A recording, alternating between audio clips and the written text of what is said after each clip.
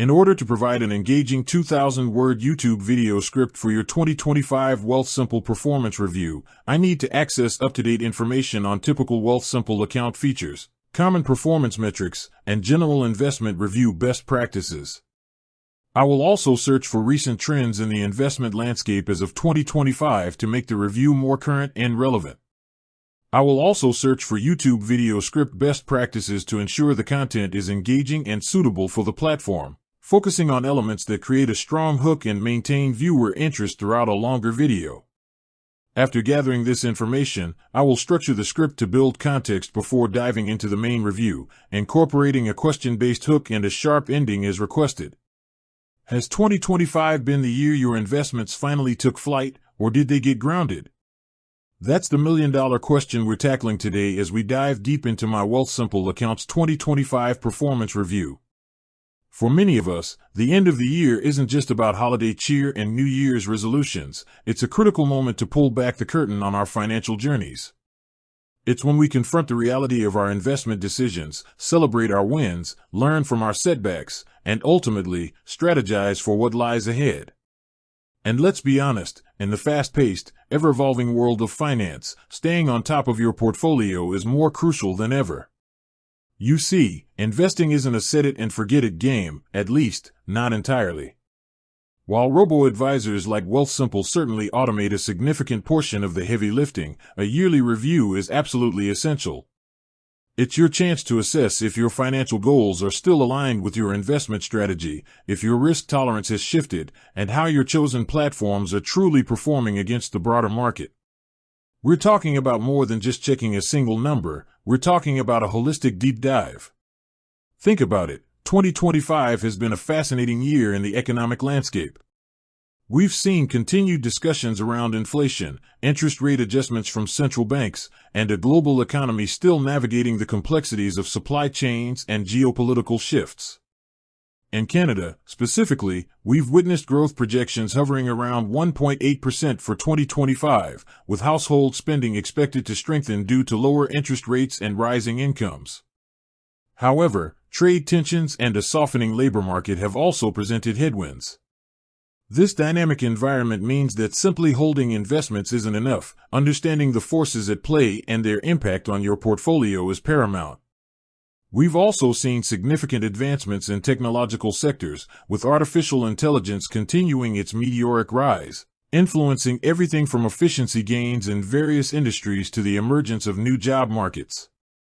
Sustainable and ESG, environmental, social, and governance, investing has also gained further traction, as investors increasingly seek to align their portfolios with their values while pursuing financial returns.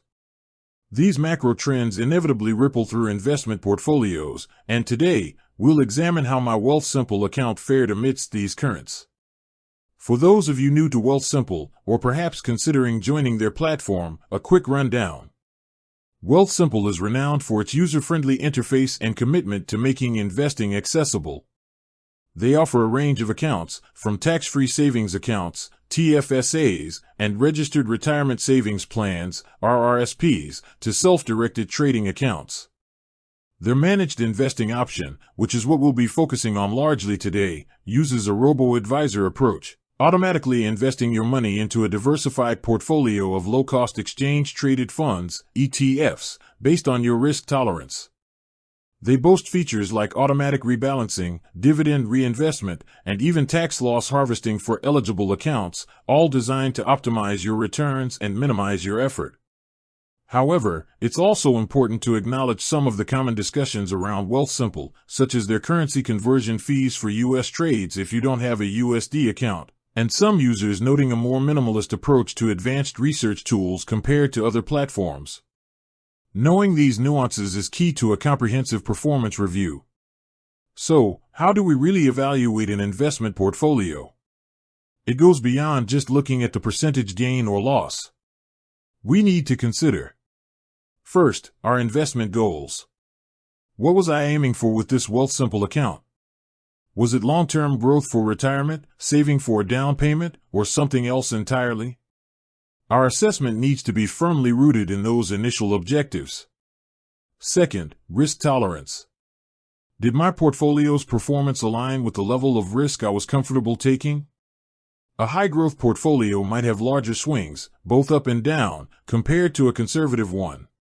It's crucial to ensure that the actual volatility experienced is within your personal comfort zone. Third, diversification and asset allocation. Wealthsimple's managed portfolios are built on diversification, spreading your investments across different asset classes like equities, stocks, and fixed income, bonds, and often geographically. We'll examine if this diversification held up and if the asset allocation still makes sense for my current situation. Fourth, fees. While Wealthsimple boasts competitive fees, especially on their managed accounts, typically 0.4% to 0.5% depending on your asset level, plus the underlying ETF expense ratios, even small percentages can compound over time. We'll briefly touch on how these fees have impacted the overall return. And finally, benchmarking. How did my Wealthsimple portfolio perform compared to relevant market indices? For instance, if my portfolio is heavily weighted in Canadian equities, comparing it to the TSX Composite Index provides a valuable perspective.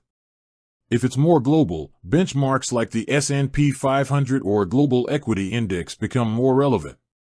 This isn't about beating the market every single year, but rather understanding if the portfolio is broadly keeping pace with its intended market segment, especially given the low-cost, passive investing philosophy. With that said, thanks for watching and until next time.